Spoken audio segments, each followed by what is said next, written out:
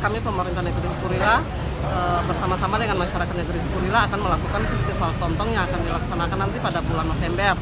Dan ini kemauan dari masyarakat yang merupakan nelayan yang ada di negeri Purila. Sehingga kami selaku pemerintah negeri juga harus mengapresiasi itu bahwa ini juga untuk kemajuan negeri Purila ke depan. Sehingga kita menindaklanjuti apa yang merupakan kemauan dari nelayan. Karena di sana sontong banyak sekali. Iya.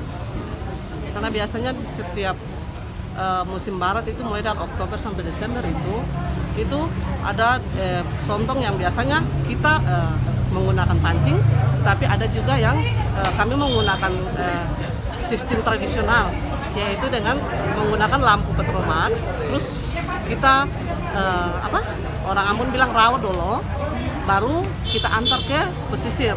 Dan itulah yang akan kami lakukan pada saat festival Sontong nanti. Terima kasih sudah nonton. Jangan lupa like, subscribe, dan share ya.